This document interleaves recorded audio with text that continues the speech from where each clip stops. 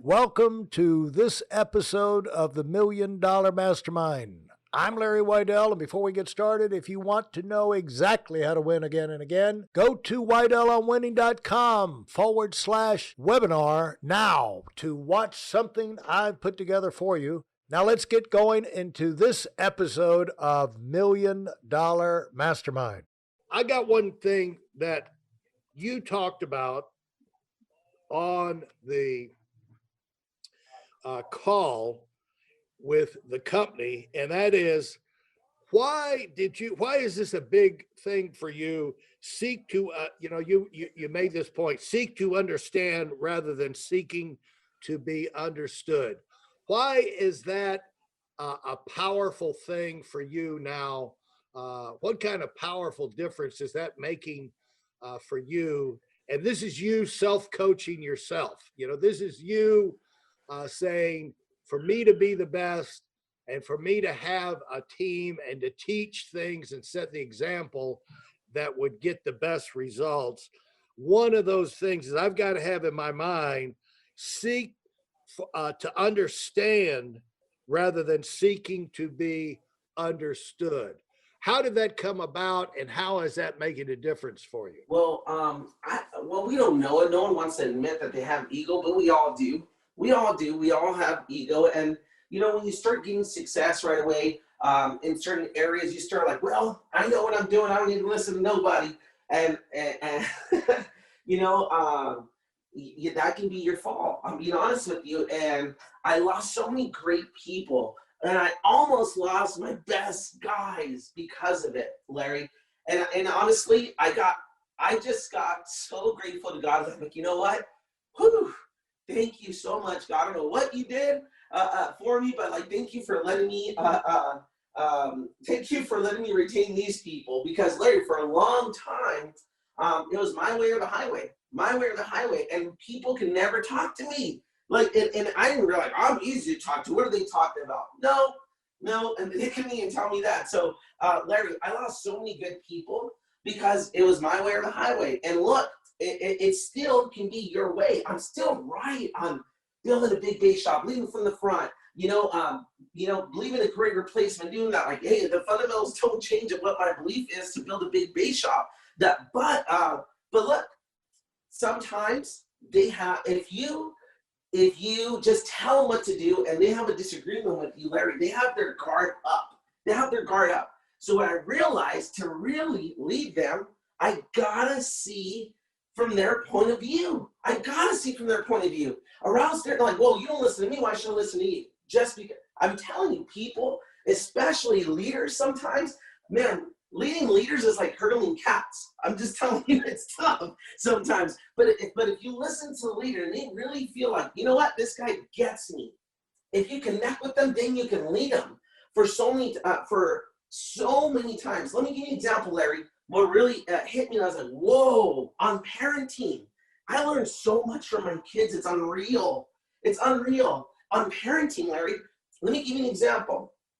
I realized that a lot of my friends respect their parents, but don't like them. I'm like, what? That's weird. That's kind of weird. Even in high school, oh yeah, blah, blah. I remember that. Or in college a little bit. I was like, what? Okay, a couple of days that I did go to college, right? I remember that happening, Larry, and I was like, that's a little strange. And you know what they would tell me? Yeah, my parents are awesome, but you know what? They don't get me. We think differently. And I was like, you know what? Because parenting, well, why, Mom? Why this? Because I'm your mom, that's why. That's why you got to listen to me. Because I'm your father, that's it. Because I'm older, because I know better, that's it. And that was their explanation. Wow, they're not even trying to connect with them. That's the way to lead them. And sometimes we'll lead our day shop that way. Well, because I'm your upline, that's why. Because I make $100,000 a year, or I make $100,000 a month, that's why. And that's a very bad way. I'm just telling you, they might respect you, but they ain't gonna want to follow you. So look, let me give you an example. My little boy Max, I heard him fighting with my wife Franny. I was like, what? And this is a little 5-year-old fighting with my wife. I'm like, what is going on? Why are they shouting over there? And Franny's like, hey, he doesn't listen to me more. You gotta talk to him. And I'm like, okay. I'm like, Max, what's going on? Why are you not listening to Mama? And he's like, And he was just, little kids, Larry, when they're just like, they can't even talk because they're crying so much. I'm like, all right, relax, buddy. He thought he was in trouble. And I'm like, hey, relax. What's going on? And he was shocked. He's like, you're actually going to listen to me? And I'm like, yeah, like, what? Like, I can see it. I'm like, what's going on, Max? And he's like, Mom doesn't understand. And I'm like, what's going on? He's like, she's like, she doesn't listen to me, Dad. She's like, get in the car. And she's not even trying to listen to me. I'm like, what are you trying to tell her? He's like, my sticker fell.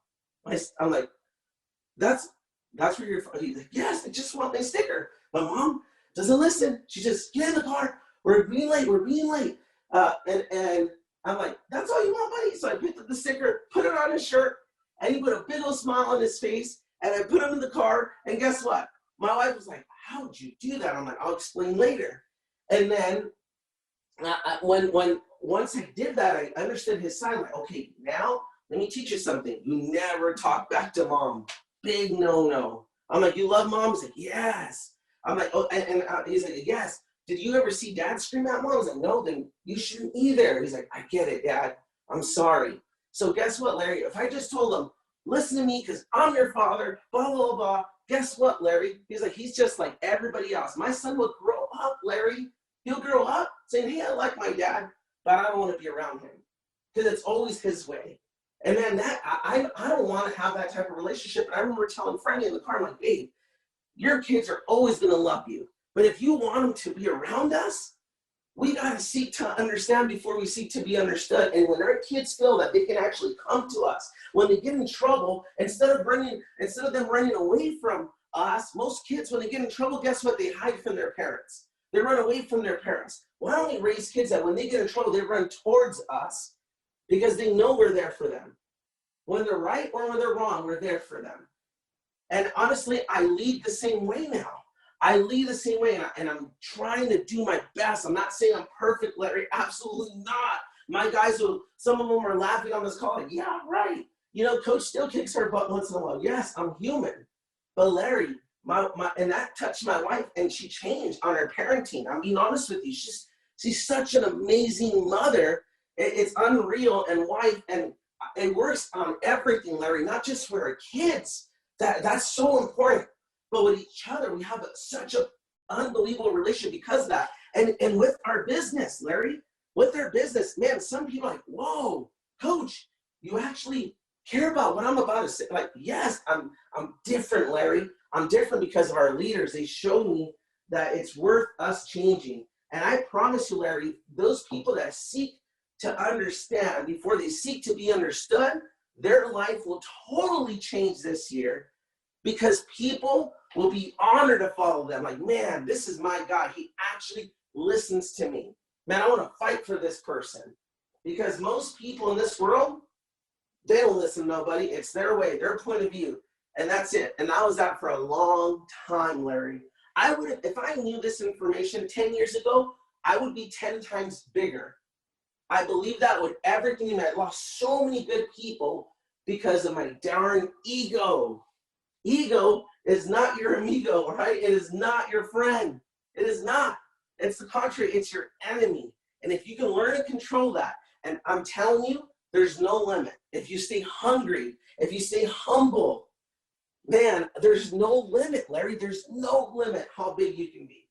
And I'm not gonna tell you that I'm so great, man. I'm so grateful to have God's grace and forgiveness on me. I really do. Like, and sometimes, Larry, we beat ourselves up.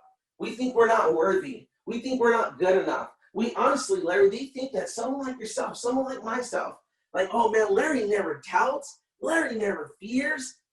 It's the quite opposite. Leaders get attacked the most. The most. But you know what? Larry, I know your secret, and I know my secret, not to press religion on nobody, but man, we have a higher source, right? And man, when it's dark, he's our light. And that's my secret. I mean it. And some powerful man told me something really, really impactful in my theater room in the back. And he said, hey, Mario, where does greatness come from? And I was like, I don't know. He's like, from God, from God. He wants us to be great, man. And man, that hit me so much, Larry. And I appreciate for you telling me those words because I'm like, wow, I'm a representation of him. And I must be great. Because how I am in this world is how I represent him. Not perfect, but man, greatness. When adversity hits, like, man, do you know who my God is? Do you know who created me? And responding that way, you're unstoppable. So thank you for those powerful words. Hey, listen, there's a lot of information online, but there aren't a lot of people who've actually done something. In my case, I've actually built a successful business that's accrued over $5 billion in assets under management and has done well even during trying times. Now, if you want to know exactly how I've done this, go to whiteelementwinning.com/webinar now. I've compressed a decade of learning into 5 short weeks just for those of you who want to give yourself an incredible advantage and are tired of waiting and watching others move up. You well, of course, you're welcome. And the thing is, Mario, we've got to always be aware it's not what we know, it's what our team knows. And Eddie Robinson, who was the African American coach that before Bear Bryant was the #1 winning football coach of all time, they asked him about what he knew about winning that allowed him to have all those victories. And he said, "It's not what I know, it's what my players know." And it's not what we know, it's what our team. Now we got to always realize we're dealing Wow. with trainees. Powerful. And Powerful. we are, and the thing is, Mario, we used to, uh, Dean Francis and I had this thing where I used to tell him I got many of my great management lessons from back in the day. They had Caesar the dog whisperer on TV, and the way that he worked with the dog, because he would like talk to the dog on the way the dog thought, and you know, the pack and this, that, and the other, but everything he did was coming from their understanding and getting, he got what he wanted. I mean, you got to keep him on the leash, you got to teach him things and this, that, and the other, but you do it in a way that they will accept. And uh, back, we have so many decisions to make in leadership, and it's the sooner we all learn, it's not how great the program is, it's how enthusiastic the people are about following the program. Because you could have a half-butted system, but if people are wild with excitement about that program, they're going to just knock it out of the park. And so the key is you come up with the best system, simplest way of teaching it, way of doing that you install. But the main job is to get your people excited about that, so they not just do it, they understand why it's to their advantage to do it that way, that they can get it done quicker, faster, better this way. Sure, we can do all these other things. And I tell you, Mario, I used to sit, see, we have to call shots sometimes. And we have to, but when Art Williams had that, he would sit, usually I knew what he was going to do in a manager meeting because we would have talked about it beforehand. But you get in there and you go a whole hour, and he would go in, we got this situation developing, and one thing we could do is this, the obvious thing that most people would think. And he said, I got all excited about it. And then I thought, oh, wait a minute, if we do that, this, that, and the other will go wrong. And then he would go painfully for an hour, and he'd go through, well, then the next thing I thought was, well, let's do this. And then that would be great, but then this would happen. Then I'm thinking, there's got to be another way. So he'd walk through all of the options for an hour. And then he said, and that's why we're going to do, it dawned on me, hey, if we do it this way, all those other problems go away and we can just knock it out of the park. And by that time, everybody was, gung-ho, ready to run out of there and install the program, because he had worked through all of the negatives in his mind all the other options. And, it's the old feel, felt, found. I know how you feel. I felt the same way, but here's what I found. But somehow you've got to find a way to get people on board with you. And I got to the point where I got tired of coming up with solutions. I don't know if you ever get like that. We got a new dilemma. What in the world are we going to do? Move to a bigger office. We got too many people on this right here. We can't get this. We can't, it's problems of growth.